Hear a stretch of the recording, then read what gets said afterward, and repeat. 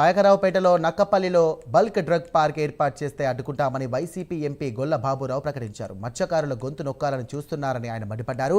Bulk drugs park ఏర్పాటు చేయడం వల్ల ఎంతో మంది భూములు కోల్పోవడమే కాకుండా మత్స్యకారులు ఉపాధి కోల్పోతారని అన్నారు. రాజ్యసభలో ఈ సమస్యపై ప్రశ్నిస్తారని తెలియజేశారు. అవసరమైతే ప్రధాని మోదీకి కూడా లేఖ రాస్తారని అంటున్న రాజ్యసభ ఎంపీ గొల్ల బాబురావుతో మా correspondent Chandrasekhar face to face. Anakapalli జిల్లా పాయకరావుపేట నియోజకవర్గంలో నిన్న చూసుకుంటే ఉద్రిక్త వాతావరణం అయితే నెలకొంది. ప్రస్తుతం అయితే అనిత్య వాతావరణమే పాయకరావుపేట నియోజకవర్గంలో ఉందని చూసుకుంటే ప్రధానంగా అదే పాయకరావుపేట నియోజకవర్గం నుంచి ఎంతోమంది ఎమ్మెల్యేలుగా అసెంబ్లీకి అలాగే రాజ్యసభకు కూడా వెళ్ళినటువంటి పరిస్థితి ఉంది. అయితే ముఖ్యంగా చూసుకుంటే ఆ పాయకరావుపేట నియోజకవర్గంలో ఏదైతే ఏర్పాటు చేయబోతున్నటువంటి బల్క్ డ్రగ్ అనేటటువంటి పార్క్ ఏదైతే ఉందో ఆ పార్క్ పైన పూర్తిగా మత్స్యకారులంతా కూడా వ్యతిరేకత వ్యక్తం చేస్తున్న పరిస్థితి ఉంది. ఇదే అంశానికి సంబంధించి మనతో పాటు రాజ్యసభ సభ్యుడు ఎంపీ గొల్లబాబురావు గారు ఉన్నారు. వారిని అడిగి మరిన్ని విషయాలు అయితే తెలుసుకున్నటువంటి ప్రయత్నం చేద్దాం. సార్ నమస్తే సార్, చెప్పండి, ఎందుకు అసలు పాయకరావుపేట నియోజకవర్గంలోనే ఎక్కువగా మత్స్యకారులు కూటమి ప్రభుత్వంపై ఎక్కువగా కూడా వారు వ్యతిరేకత చూపిస్తున్నారు? అసలు బల్క్ డ్రగ్ ఏర్పాటు చేయడం వల్ల అక్కడ వచ్చేటటువంటి నష్టం ఏంటంటారు? ముఖ్యంగా బల్క్ డ్రగ్ ఫ్యాక్టరీ అంటే చాలా సీరియస్ కెమికల్స్ కానీ దాని వాసన బయటకు వచ్చినా ప్రజలు బతికే పరిస్థితి ఉండదు. మరి ఎవరు దేశంలో ఒప్పుకోపోయినా, రాష్ట్రంలో ఏ ప్రాంతం వాళ్ళు ఒప్పుకోపోయినా వారికి మా పాయకరావుపేట ఒక వేదికగా కనపడుద్ది. చాలా దురదృష్టకరం. మా వాళ్ళు అమాయకులు, మా మత్స్యకారులు చదువు, విద్య, వైద్యం లేక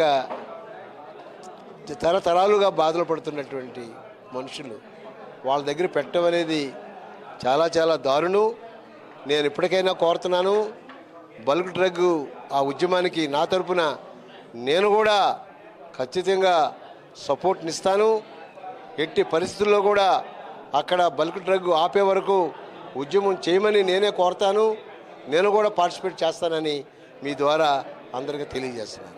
సార్, వాస్తవాన్ని చూసుకుంటే ఏ ప్రభుత్వం అధికారంలో ఉన్నప్పటికీ ప్రధానంగా అక్కడ ఉన్నటువంటి వారి ఆదరణ కానీ లేకపోతే వారికి సంబంధించినటువంటి ఆదాయం కూడా కోల్పోయేది ముఖ్యంగా మత్స్యకార గ్రామాలే. ఎందుకంటే ఇటు చూసుకుంటే మూలపేటలో ఏర్పాటు చేస్తున్నటువంటి పోర్టు కావచ్చు, ఇటు విశాఖకు చూసుకుంటే గతంలో ఇక్కడ ఏర్పాటు చేసినటువంటి రామ్కి ఫార్మర్స్ కానీ లేదా ఇతరత్ర కానీ అక్కడ ముత్యాలంపాలెం కానీ ఈ ప్రాంతాల్లో ఉన్నటువంటి మత్స్యకారులు కావచ్చు, ఇప్పుడు చూసుకుంటే ఏదైతే పాయకరావుపేట నియోజకవర్గంలో ఏర్పాటు చేస్తున్నటువంటి బల్క్ డ్రగ్ పార్క్ కానీ లేదా మెటల్ స్టీల్ ప్లాంట్కి సంబంధించి ముఖ్యంగా అక్కడ ఉపాధి కోల్పోతున్నది, అనాథలు అవుతుంది కూడా మత్స్యకారులే. దీన్ని ఎట్లా చూసుకోవచ్చు? అసలు ఏ ప్రభుత్వం వచ్చినా ముందు మత్స్యకారులను ఎందుకు టార్గెట్ చేస్తుందంట? మత్స్యకారుల్ని ఎందుకు టార్గెట్ చేస్తుందంటే వాళ్ళు చైతన్యం తక్కువ, చదువు లేదు, ఆర్థికంగా చాలా పేదవాళ్ళు, పొలాలు ల్యాండ్స్ చాలా ఎక్కువగా దొరుకుతాయి. ఇదే సందు అదే సందు అని చెప్పి అక్కడ ఫ్యాక్టరీ పెట్టడం, వాళ్ళని దోచుకుంటాం. ఇది ఒక పరిపాటి అయిపోయింది. హెట్రో కంపెనీ ఇంతవరకు ఇప్పటి వరకు దోచుకున్నా చాలదా? ఇప్పుడు మళ్ళీ బల్క్ డ్రగ్, మెటల్ డ్రగ్, ఆ ఫ్యాక్టరీ ఈ ఫ్యాక్టరీని పెడితే అల్టిమేట్గా మత్స్యకారుల ప్రాణాలు వేల సంఖ్యలో పోయే ప్రమాదం ఉంది. అందుకే నేను కూడా మేల్కొంటున్నా, నేను కూడా ప్రభుత్వాన్ని డిమాండ్ చేస్తున్నా, నేను కూడా ఆ ఉద్యమంలో అవసరమైతే నేను కూడా వెళ్తా. తప్పనిసరిగా ఆ యొక్క దాన్ని ఆపే వరకు నేను సపోర్ట్ ఇస్తానని మీ ద్వారా తెలియజేస్తాను. సార్, వాస్తవాన్ని చూసుకుంటే మీరు ఆ నియోజకవర్గం నుంచి ఎమ్మెల్యేగా గెలుపొందిన వారు ఇప్పుడు అదే నియోజకవర్గం నుంచి ఇప్పుడు రాజ్యసభకు కూడా వెళ్ళినటువంటి పరిస్థితి ఉంది. ప్రధానంగా ఇటీవల కాలంలో చూసుకుంటే మెటల్ స్టీల్ ప్లాంట్కి సంబంధించి కొంతమంది నోర్లు నొక్కి అణిచివేశారు. దీని కారణంగానే అక్కడ జరిగినటువంటి ప్రజాభిప్రాయ సేకరణలు ఎవరు మాట్లాడలేదంటారు. డబ్బులు ఇస్తారండి, డబ్బులు ఇస్తారు నాయకులకి. అది ఒక పెద్ద జబ్బు, ఒక జాడ్యం. డబ్బులకి కకృతి పడేటువంటి వాళ్ళు కొద్దిగా ఉంటారు. అందుచేత దాన్ని అక్కడ వాళ్ళందరూ కూడా బలైపోతున్నారు. నేను మాజీ శాసనసభ్యుడిగా ఈ పేద వర్గాలకు చెందినటువంటి ఎంపీ రాజ్యసభగా వ్యతిరేకిస్తున్నాను.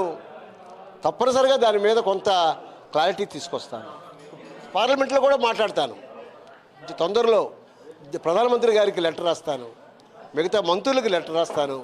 ఆపే వరకు నేను కూడా పోరాటం చేస్తాను. సార్ అయితే దాదాపు ఒక 20 రోజులుగా కూడా మత్స్యకారులంతా రోడ్లెక్కి నిరసన తెలుపుతున్నటువంటి పరిస్థితి ఉంది. అక్కడ వంట వార్పు కార్యక్రమాలు చేస్తున్నారు. ఎంఆర్ఓ కార్యాలయాన్ని ముట్టడిస్తున్నటువంటి పరిస్థితి ఉంది. మా ఎమ్మెల్యేల ఆఫీసులను కూడా ముట్టడిస్తున్న పరిస్థితి ఉంది. చూసుకుంటే ఇంత జరుగుతున్నా మరి మాజీ ముఖ్యమంత్రి జగన్మోహన్ రెడ్డి ఇప్పటి వరకు కూడా దానిపైన ఎక్కడ కూడా నోరు మెరపలేనటువంటి పరిస్థితి ఉంది. దీన్ని ఎట్లా చూసుకోవచ్చా? ఎందుకు నేను అక్కడ మాజీ శాసనసభ్యుడిని, నా ప్రజలు అంటే జగన్మోహన్ రెడ్డి కూడా దీనిపైన మాట్లాడాల్సినటువంటి అవసరం ఉంది. ఆయనతో కూడా మాట్లాడిస్తాం. మాట్లాడేటువంటి రోజు వస్తాయి. ప్రతి ఒక్కరు మాట్లాడతారు. ప్రతి ఒక్కరు కూడా దీంట్లో ఉద్యమంలో పాల్గొంటారు. మీ అందరికీ ప్రామిస్ చేస్తున్నా, ఆయన దీన్ని ఎట్టి పరిస్థితుల్లో సపోర్ట్ చేసే మనిషి కాదు. ఆయన ప్రస్తుతానికి డెఫినెట్గా దీని మీద స్పందించే రోజు ఉంది. వైసీపీ ఏ విధంగా స్టాండ్ తీసుకోబోతుంది అంటారు ఈ బల్క్ డ్రగ్ పార్క్ సంబంధించి? బల్క్ డ్రగ్ ఆపే వరకు వైసీపీ ఖచ్చితంగా ఉద్యమం చేపడుతుంది. మీరు నమ్మండి. దీని మీద నేను ప్రణాళిక కూడా వాళ్ళకి ఇస్తాను. నేను ఢిల్లీ వెళ్ళి ప్రధానమంత్రి గారిని, కన్సర్న్ మినిస్టర్ గారికి అందరికీ కూడా నేను వినతి పత్రాలు ఇస్తాను.